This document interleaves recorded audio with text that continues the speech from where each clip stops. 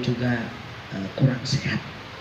Mungkin beberapa juga berhalangan, mungkin ada halangan yang susah dielakkan, atau mungkin ada yang kurang sehat. Kita berdoa semoga saudara-saudara iman kita sehat, dan di minggu-minggu yang akan datang kita bisa bersama-sama berkumpul di tempat ini untuk memuji nama Tuhan. Baik Bapak Ibu yang terkasih dalam Tuhan, kita akan belajar firman Tuhan. Saya mengajak kita untuk membuka Alkitab kita di dalam Kolose.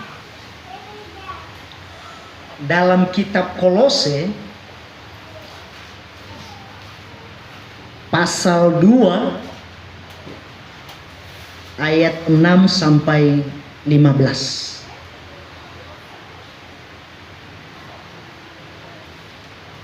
Kolose pasal 2 ayat 6 sampai 15. Kalau sudah ketemu kita baca secara silih berganti. Saya ayat 6, Bapak Ibu ayat 7, demikian kita silih berganti sampai ayat yang ke-15. Baik yang ada di ruangan ini maupun Bapak Ibu saudara-saudari yang ikut secara online. Ya, kita baca bersama-sama firman Tuhan yang akan kita renungkan hari ini. Kolose pasal 2 ayat 6 sampai 15. Saya mulai ayat 6. Kamu telah menerima Kristus Yesus Tuhan kita, karena itu hendaklah hidupmu tetap di dalam Dia. Hendaklah kamu berakar di dalam Dia dan dibangun di atas Dia. Hendaklah kamu bertambah teguh dalam iman yang telah diajarkan kepadamu, dan hendaklah hatimu melimpah dengan syukur.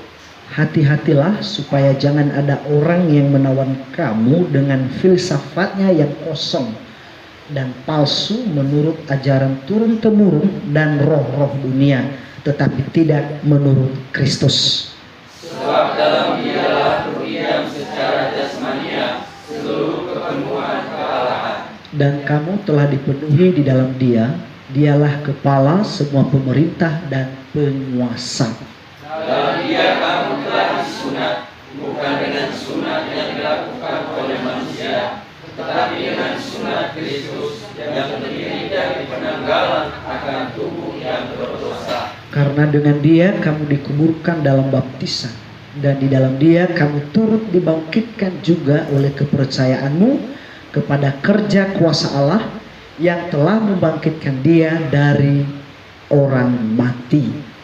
Kamu juga meskipun baru mati oleh pelanggaranmu dan oleh karena tidak disunat secara lahiriah, telah dihidupkan Allah bersama-sama dengan Dia sesudah Ia mengampuni segala pelanggaran kita, dengan menghapuskan surat hutang yang oleh ketentuan-ketentuan hukum mendakwa dan mengancam kita, dan itu ditiadakannya dengan memakukannya pada kayu salib.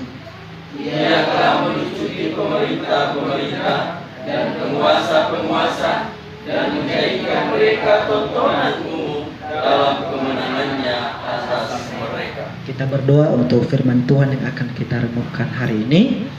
Saudara Victor yang memimpin kita dalam doa.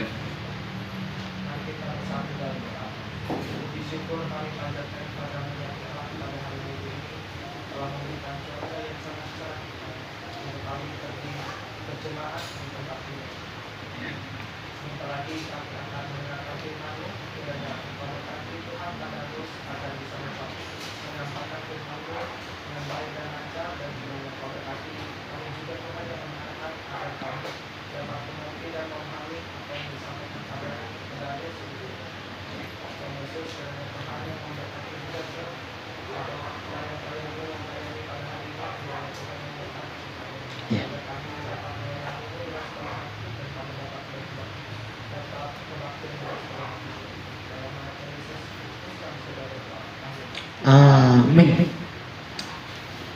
Baik Bapak Ibu yang saya kasih dalam Tuhan, dari ayat yang barusan kita baca, saya memberikan judul khotbah saya ialah membangun bersama jemaat yang kokoh. membangun bersama jemaat yang kokoh. Kalau kita bicara tentang jemaat yang kokoh, kita bukan bicara gedung. Karena kalau gedung, maka kita harus memikirkan bagaimana fondasinya.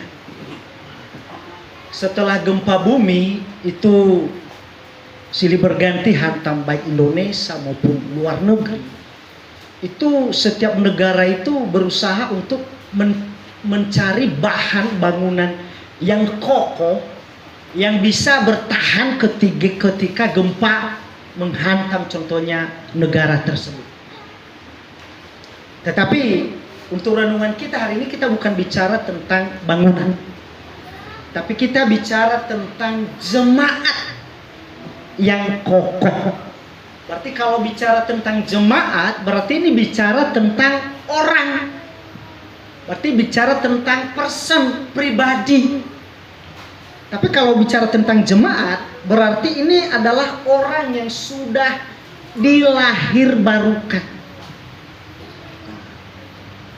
Makanya di ayat 6 dicatat di situ, kamu telah menerima Kristus Yesus. Berarti ini bicara kepada orang yang sudah diselamatkan.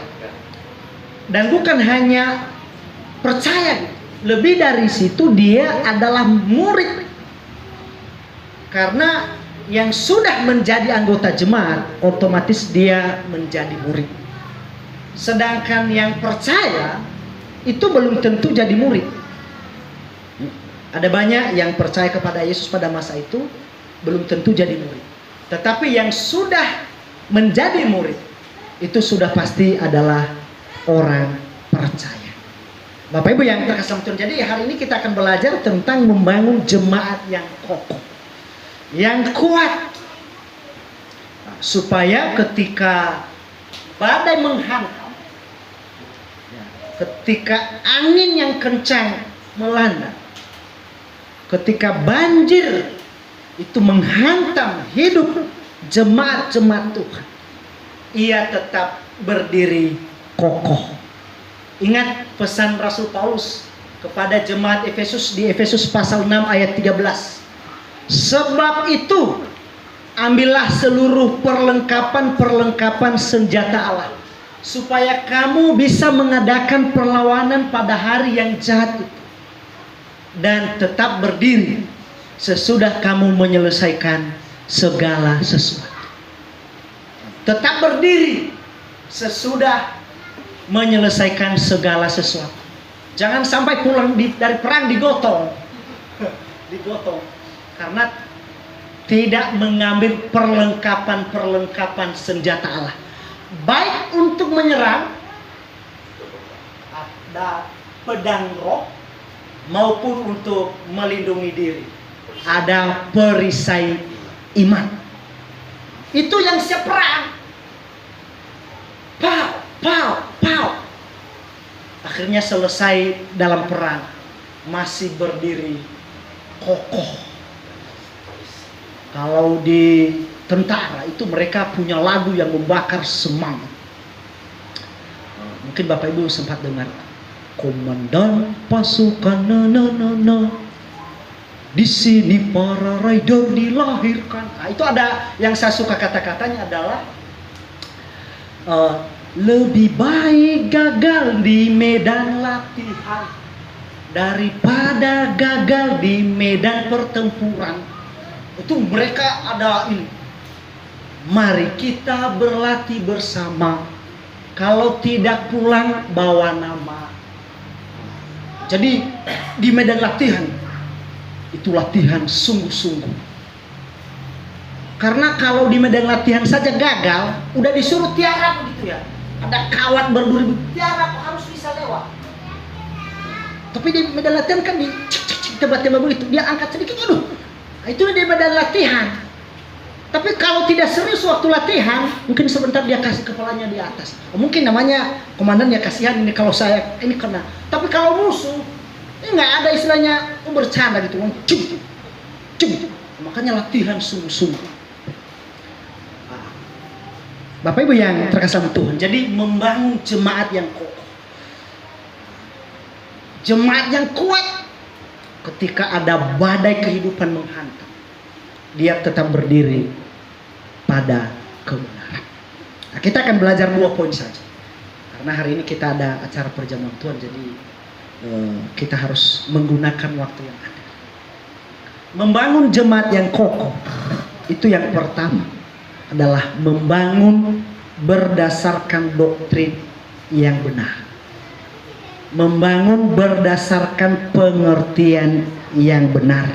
Di ayat 6 sampai 7 dicatat, kamu telah menerima Kristus Yesus Tuhan kita, karena itu hendaklah hidupmu tetap di dalam Dia.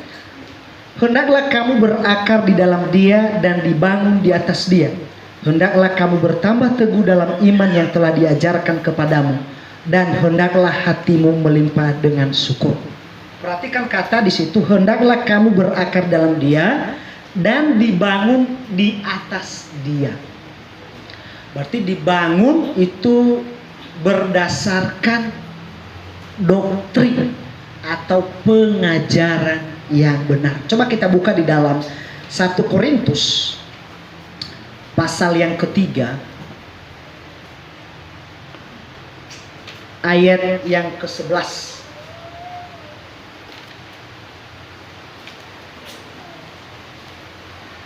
Dicatat di situ, karena tidak ada seorang pun yang dapat meletakkan dasar lain daripada dasar yang telah diletakkan, yaitu Yesus Kristus.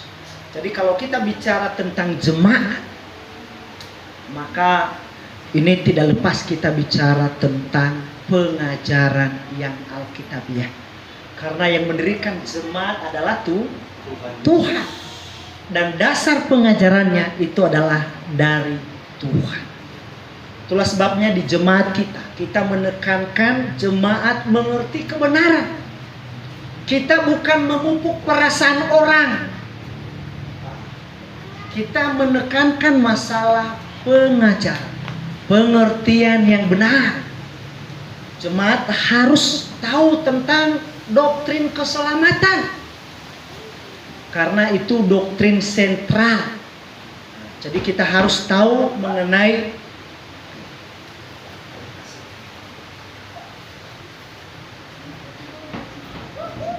kita bicara tentang doktrin yang benar, pengajaran yang benar.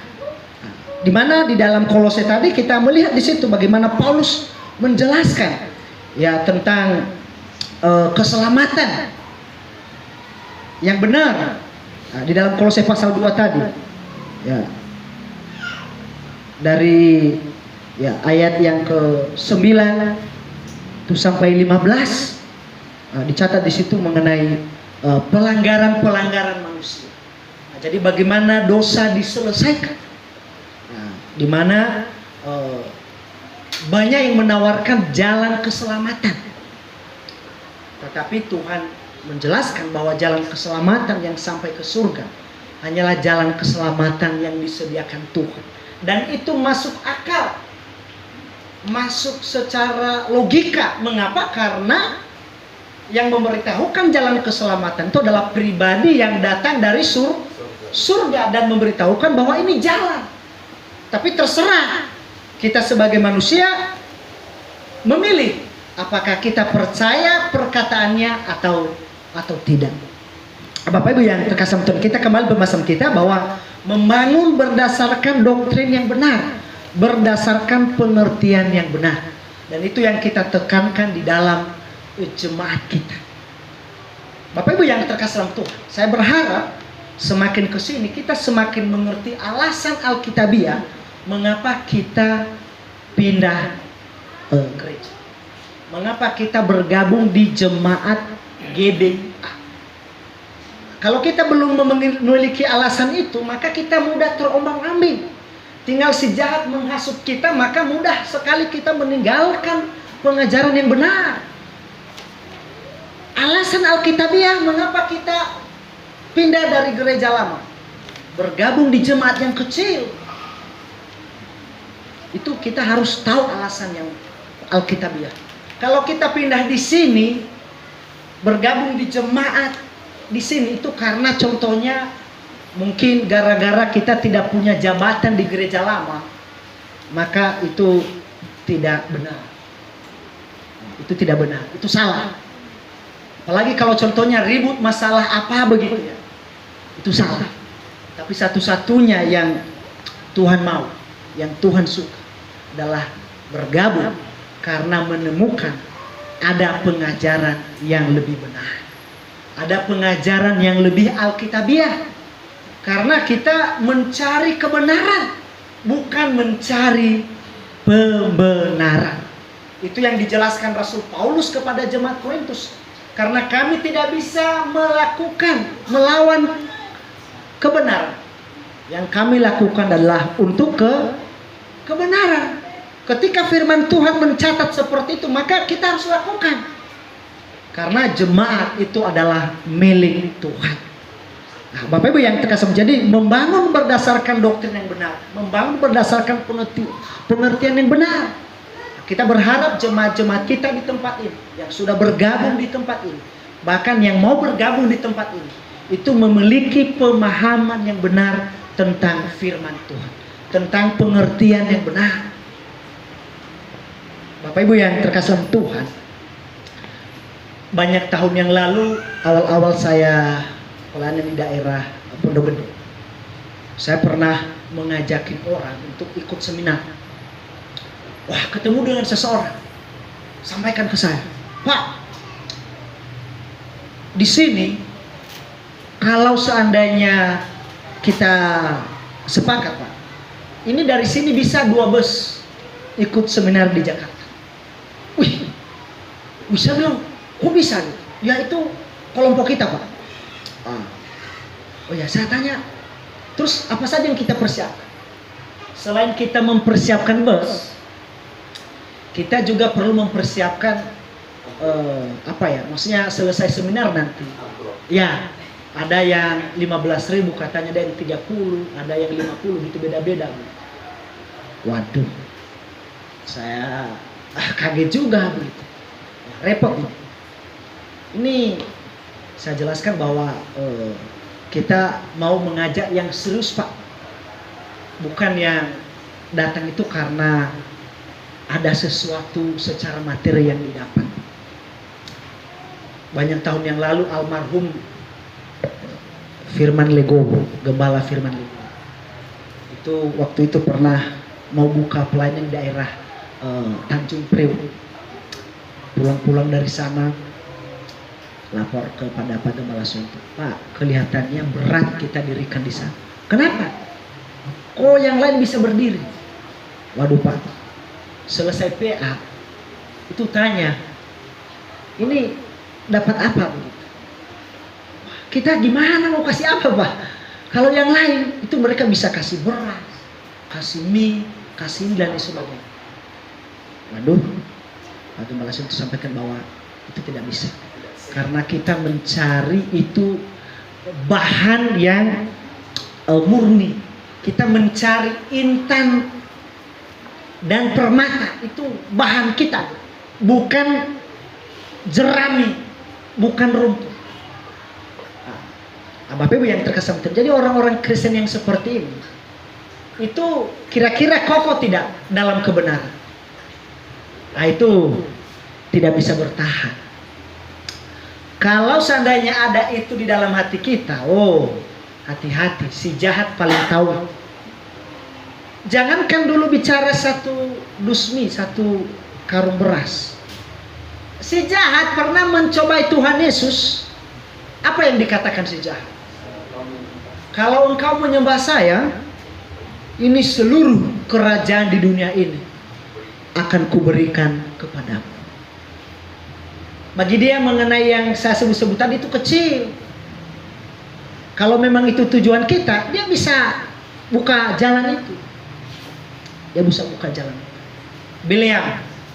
Bileam Nabi Tuhan itu jatuh karena hati condong ke materi. Ternyata keinginan kepada materi itu ternyata kadang juga seseorang itu bisa mengalahkan hati nurani. Bisa mengalahkan terus. Seperti yang kita khotbahkan minggu lalu.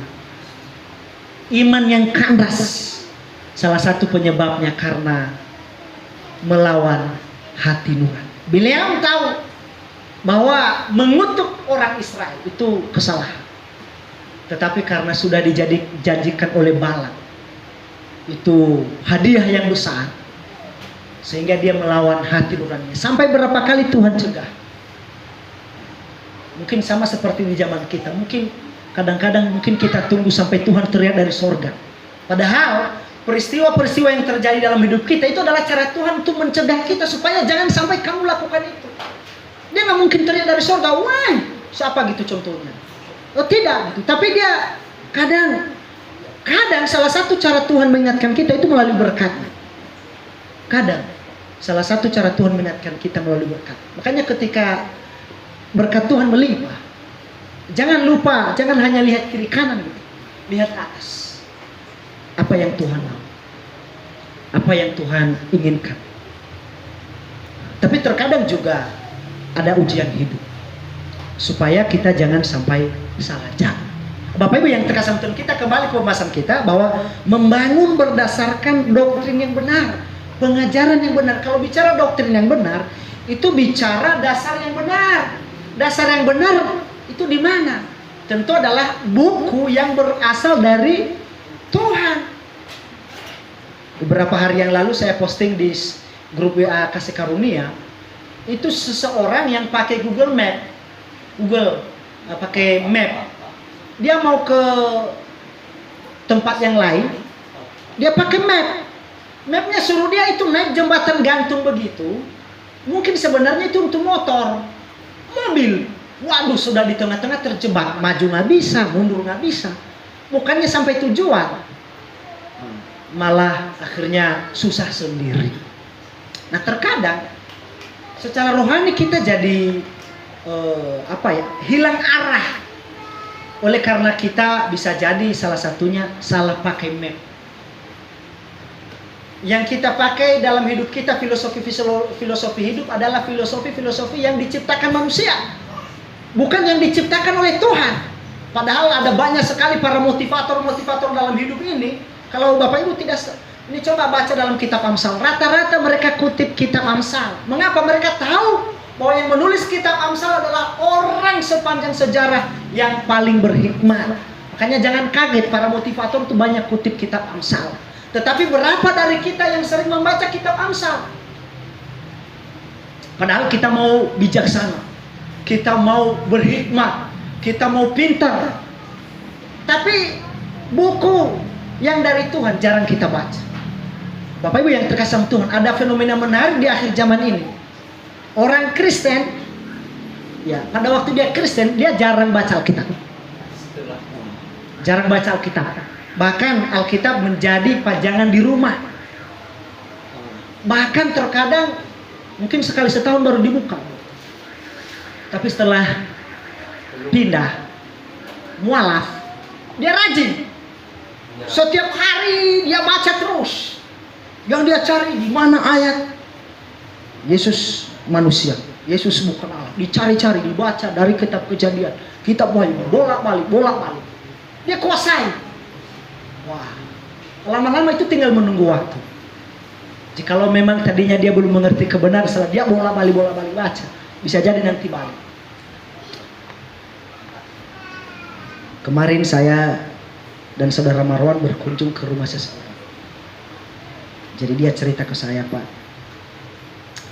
bersyukur anak saya yang dulu pernah kita nasihatin untuk tidak menikah sama kelompok seberang. Ini mereka sekarang ada masalah dalam keluarga.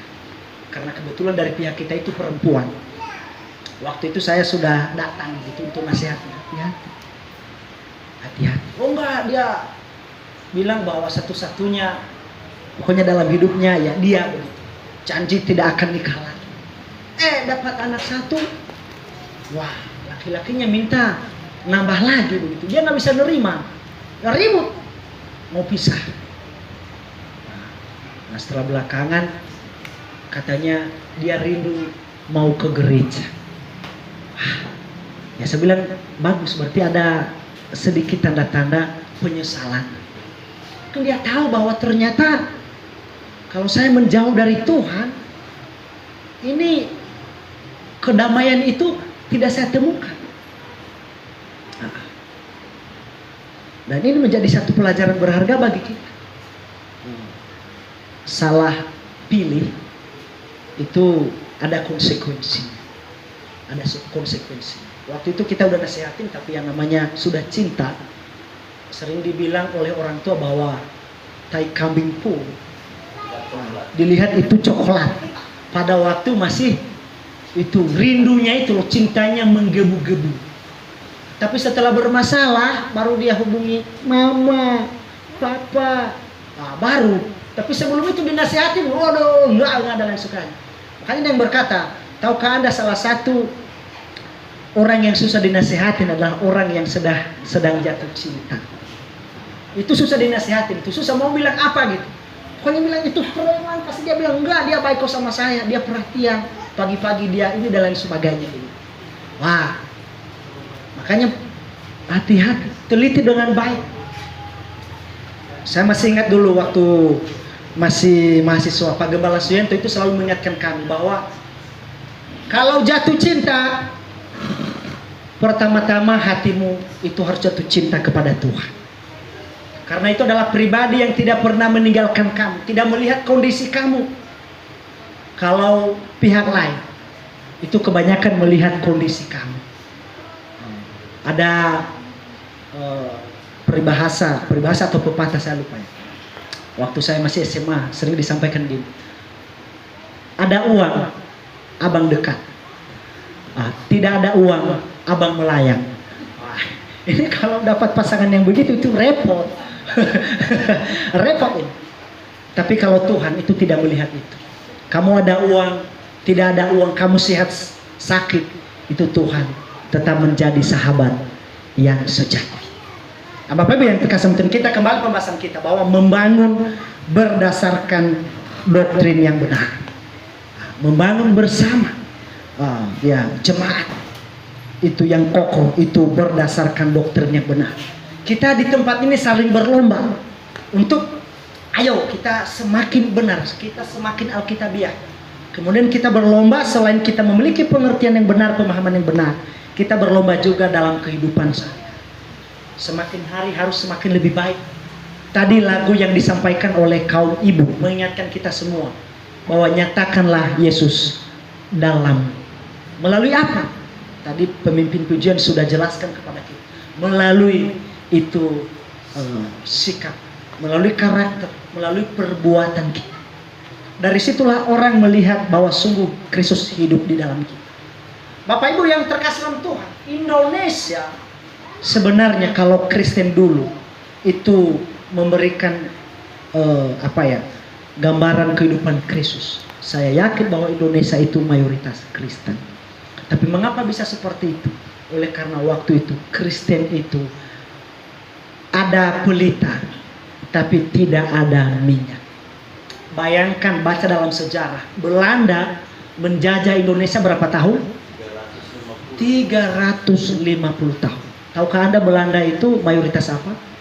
Itu Kristen. Lebih banyak ke Reform, Presbyterian, Calvinis. Mereka menguasai Indonesia selama 350 tahun. Bayangkan, saking tidak ada cahayanya, hanya pelita yang tidak ada minyak, di depan gereja mereka ditulis, anjing dan pribumi tidak boleh masuk. Anjing dan pribumi tidak boleh masuk. Ini Kristen yang ada minyak atau hanya Kristen yang lampu doang? Labelnya Kristen. Kalau mereka mengerti kebenaran, mereka mengerti Injil, harusnya mereka mau. Ketika mereka menguasai pada waktu itu ini kesempatan untuk memberitakan Injil. Bahkan kita kaget ketika kita baca dalam sejarah yang melarang Alkitab masuk di Indonesia pada waktu yang diterjemahkan ke bahasa Jawa. Itu adalah Belanda, ditahan di Tanjung Priok. Hanya beberapa saja yang boleh. Pertanyaannya ini, kenapa bisa begitu? Makanya jangan sedih, jangan heran ketika kelompok seberang itu selalu mengatakan bahwa Kristen itu adalah agama penjajah. Mengapa? Itu sejarah. Belanda menguasai Indonesia selama 350 tahun. Hasilnya apa? Artinya kekristenan itu sedang sakit. Bapak Ibu yang terkasih dalam Tuhan, itulah tujuan mengapa kita dirikan jemaat yang Alkitabiah, supaya menjadi mercusuar di tengah-tengah kekristenan yang sudah meninggalkan, banyak meninggalkan Alkitab, yang sudah menyimpang. Pengajaran disimpulkan berdasarkan pemahaman manusia, berdasarkan kebijakan-kebijakan manusia. Makanya kalau kita tanya dasarnya mana, itu tidak ditemukan dalam Alkitab. Itu katanya menurut Bapak Gereja. Bapak Gereja mana? Wah, toko ini, toko itu. Tergantung siapa dulu. Dan biasanya kalau kita lebih kritis lagi, yang mereka lakukan apa? Marah. Mereka melakukan apa lagi? Untuk memanas-manasin orang. Seperti yang dilakukan oleh Demetrius pada waktu Paulus memberitakan Injil di Efesus. Demetrius itu adalah ahli itu perak. Dia membuat ini yang patung-patung begitu. Karena waktu itu di Efesus itu yang diagung-agungkan itu adalah Dewi Artemis. Di mana mereka punya pemahaman bahwa Dewi Artemis ini turun langsung dari sorga begitu, turun ke bumi. Mitos. Nah, pada waktu itu banyak orang menyembah itu. Paulus beritakan Injil di sana. Debat dengan para filsuf-filsuf pada waktu itu. Dan singkat cerita tidak bisa dikalahkan. Mengapa? Karena Paulus mematahkan pengajaran-pengajaran mereka itu berdasarkan hikmat Tuhan, berdasarkan firman Tuhan, terpatahkan. Pada waktu itu ada para filsuf-filsuf yang hebat, karena pada masa itu pengaruh Yunani sangat besar. Orang Yunani itu adalah orang-orang yang jago berfilsafat. Wah, tiba-tiba Paulus masuk dan dia menjelaskan, mematahkan semua pengajaran mereka. Apa yang mereka lakukan? Yaitu menghasut orang, demo. Kalau Bapak Ibu nanti baca di dalam Kisah Para Rasul pasal 19, terjadi demo. Bahkan yang menyedihkan adalah di mana ada yang ikut-ikut tidak tahu apa yang ributkan begitu. Dan itu yang sering dilakukan zaman sekarang. Nah, itu yang sering dilakukan zaman sekarang. Ada orang tidak ngerti gitu, tinggal dia hasut gitu. Waduh, itu GBI itu antikristus. Awal-awal berdiri GBI Adinias, itu yang disampaikan itu gereja antikristus. Waduh. Saya tanya, kenapa kok bisa begitu? Mereka tidak memakai doa aku percaya, doa iman rasuli. Nah, pengakuan iman rasuli. Aku percaya kepada Allah Bapa, kepada Rohku, kepada Anak Yesus Kristus. Apalagi tidak memakai doa Bapa kami. Nah, ketika kita tanya, sejak kapankah para rasul itu memberikan pengakuan iman? Adakah mereka kumpul bersama? Langsung ini pengakuan iman rasul. Bingung, nggak bisa jawab. Doa Bapa kami, kita tanya, yang diajarkan oleh Tuhan Yesus kepada murid-muridnya. Adakah Rasul Paulus melakukannya di dalam suratnya? Setelah dia berdoa, kemudian untuk melengkapi doanya, supaya doanya sempurna, dia ulangi lagi. Bapa kami yang di surga, dikuduskanlah namamu, datanglah kerajaan. Ada tidak tercatat dalam Alkitab? Tidak ada. Sekarang kita duduk baik-baik, kita jelaskan. Doa Bapa kami itu adalah bagan doa. Artinya seperti itulah kalau kamu berdoa. Itu bagan doa. Kemudian lihat juga yang cocok dengan kondisi kamu. Berikanlah kami makanan pada hari ini yang secukup. Kalau sudah ada makanan di rumah, apalagi di kulkas udah disiapkan sampai 3 minggu ke depan. Ya doanya jangan berikanlah kami pada hari ini makanan yang secukupnya. Itu tidak cocok dengan kondisi kita. Ya berdoa sesuai dengan kondisi. Kalau memang tidak ada, buka kulkas kosong. Lihat itu yang beras kosong. Lihat apa tabungan. Cek nol, tak terhingga. Saking semuanya kosong. Nah, disitulah berikanlah kami, berikanlah saya kalau sendiri makanan pada hari ini yang secukup itu. Tetapi itu adalah Itu bagian doa. Bapak Ibu yang terkasih betul. Jadi kita jelaskan bahwa apa itu antikristus. Antikristus dalam kitab itu terbagi dua. Ada antikristus dan ada yang antikristus. Antikristus itu bisa diterjemahkan sebagai penentang Kristus. Namanya anti pemerintah. Itu penentang pemerintah. Antikristus berarti penentang Kristus. Nah, jadi siapapun yang menentang Kristus, siapapun yang menentang pengajaran Kristus itu disebut antikristus. Nah, kita bagaimana? Nah, selain menentang, itu juga antikristus bisa juga menjadi pengganti Kristus. Nah, itu menjadi pengganti itu yang antikristus. Itu nanti akan muncul di masa yang akan datang, di mana dia akan menyatakan diri sebagai pengganti Kristus, sebagai Kristus. Bapak Ibu yang terkasih, jadi jangan mudah terprovokasi. Jadi salah satu tipsnya supaya kita tidak mudah terprovokasi adalah kita harus memiliki pemahaman, pengertian yang benar. Itu poin nomor 1. Kita masuk pada poin nomor 2. Membangun bersama jemaat yang kokoh. Yang kedua adalah membangun berdasarkan keinginan Kristus. Nah, itu yang kedua. Kita lihat di dalam Kolose pasal 2 tadi, dicatat di situ bahwa di ayat yang ke-8, hati-hatilah supaya jangan ada yang menawan kamu dengan filsafatnya yang kosong dan palsu menurut ajaran turun-temurun dan roh-roh dunia, tetapi tidak menurut Kristus. Nah, jadi membangun berdasarkan keinginan Kristus. Nah, jadi Kristus maunya jemaat kita ini mau jadi apa begitu. Nah, dan jelas kalau kita baca di dalam 1 Timotius pasal 3:15, jemaat dari Allah yang hidup, tiang penopang dan dasar kebenaran. Itu jemaat yang Tuhan inginkan. Jemaat yang menjadi itu jemaat yang hidup. Nah, jemaat yang hidup adalah jemaat yang ada fungsinya, tiang penopang dan dasar kebenaran. Nah, jadi harus berdasarkan ini, harus sesuai dengan yang Kristus mau. Nah, itulah sebabnya di dalam jemaat kita itu pengajaran-pengajaran dari luar itu kita seleksi. Kita harus lihat dulu ini bagaimana dan lain sebagainya. Godaan yang paling besar di zaman kita ini sekarang itu adalah musik.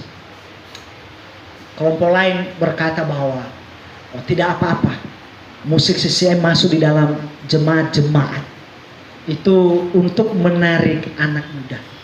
Mereka punya filsafat, mereka punya filosofi bahwa daripada mereka ke tempat yang tidak benar, lebih bagus musik itu kita pindahkan di gereja, tetapi share lagunya kita ganti. Nah, sehingga mereka datang ke situ dan ya artinya nanti mereka akan menjadi pengikut Kristus. Secara ini gambaran ini sepertinya ide yang bagus. Nah, ide yang bagus. Tapi ingat, udah dikatakan di sini bahwa hati-hatilah supaya jangan ada yang menawan kamu dengan filsafat. Mengapa? Karena kalau kita bawa seperti itu untuk menarik anak muda, maka musik itu kita harus pertahankan dalam jemaat. Mengapa? Karena setelah kita bawa dia, kemudian kita tidak mempertahankan itu, maka suatu hari dia bisa pergi. Mengapa? Karena dia datang ke situ itu karena musik, bukan karena kebenaran. Dan ini nanti anak muda ini nanti akan berumur, dia akan tua. Nah, dan dia bisa menjadi faktor ini menentukan arah jemaat itu ke depan. Nah, oleh sebab itu, karena kita tahu bahwa ini bahaya, ini jangka panjangnya ini akan rusak. Itulah sebabnya kita tetap berkomitmen untuk memakai itu lagu himne, lagu yang Tuhan suka, lagu yang pernah dinyanyikan oleh himne ya, satu kelompok lagu yang Tuhan Yesus pernah nyanyikan sebelum ke Taman Getsemani. Bapak Ibu yang terkasih, kita kembali ke pembahasan kita bahwa membangun berdasarkan keinginan Kristus, bukan keinginan kita. Kalau yang kita tekankan dalam jemaat adalah keinginan kita, hati-hati. Si jahat bisa mengompor-ngomporin kita. Itu yang dilakukan si jahat kepada Hawa. Dia mengomporin Hawa bahwa, waduh, justru kalau kamu makan buah yang dilarang itu, kamu sama seperti Allah, dikomporin. Zaman sekarang juga, ini si jahat juga tidak diam. Ia juga mengompori, ya salah satunya itu kaum wanita. Untuk ya menjadi gembala, menjadi pemimpin dalam jemaat. Sudah jelas-jelas itu dicatat di dalam Timotius. Aku tidak mengizinkan apa? Perempuan mengajar laki-laki. Hendaklah ia berdiam diri. Syarat-syarat menjadi gembala, salah satunya adalah suami dari satu istri. Suami dari satu. Bisa dibalik tidak? Istri dari satu suami. Itu tidak bisa. Mengapa? Karena itu akan bertentangan nanti dalam Efesus pasal 5 ayat 22. Hai istri, tunduklah kepada suami. Tapi ketika di gereja, dialah yang ini pemimpin suami. Bukan hanya suami, termasuk suami-suami orang lain. Dan Paulus memberikan alasan. Syukur Paulus memberikan alasan. Kalau tidak, maka susah untuk penjelasannya. Karena biasanya kelompok lain berkata, oh zaman itu perempuan ini kurang pintar, tidak berpendidikan. Woi, siapa yang bilang tidak? Banyak perempuan-perempuan, bahkan banyak ratu waktu itu. Bahkan Isabel pernah menjadi ini pasangan Ahab yang di Israel. Dia hebat itu. Hanya saja dalam hal yang salah. Tetapi Paulus mencatat karena apa? Yang terlebih dahulu katanya dia kasih alasan. Bukan karena tidak pintar, tetapi hanya saja sekarang bagaimana perempuan, maukah ia merendahkan dirinya? Bahkan dicatat dalam Korintus dikatakan bahwa itu perempuan itu memberikan teladan kepada malaikat dalam hal kerendahan hati. Bapak Ibu yang terkesan, itulah sebabnya kita mempertahankan doktrin itu. Hati-hati. Kalau kita membangun jemaat itu berdasarkan keinginan kita, maka itu ke depan bisa salah. Tetapi marilah kita membangun jemaat itu berdasarkan keinginan Kristus. Makanya apa-apa itu kita harus kembali pada Alkitab. Salah satu seperti yang kita lakukan hari ini mengenai perjamuan. Yang lain berkata perjamuan kudus, tapi kita berkata perjamuan Tuhan. Mengapa? Karena yang dicatat dalam Alkitab adalah perjamuan Tuhan.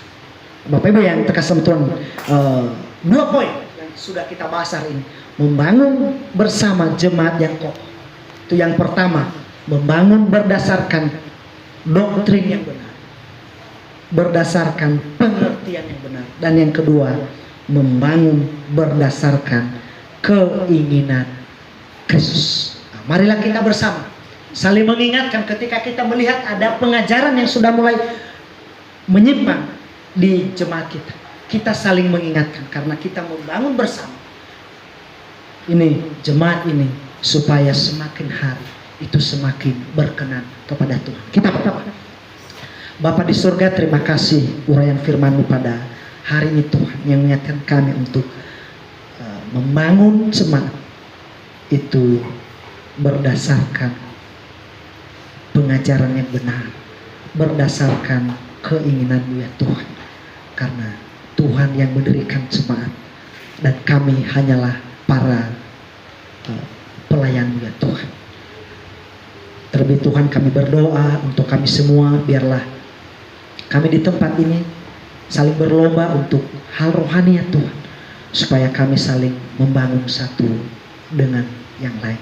Dan juga saudara-saudari kami yang ada di tempat ini yang masih belum mengambil keputusan untuk bergabung di jemaat ini, kiranya melalui firman-Mu yang telah diuraikan di tempat ini Tuhan, mereka semakin memahaminya dan Roh Kudus mau menggerakkan hati mereka untuk mengambil keputusan bergabung di jemaat yang Alkitab ini. Terima kasih Bapak, indah doa kami. Dalam nama Tuhan Yesus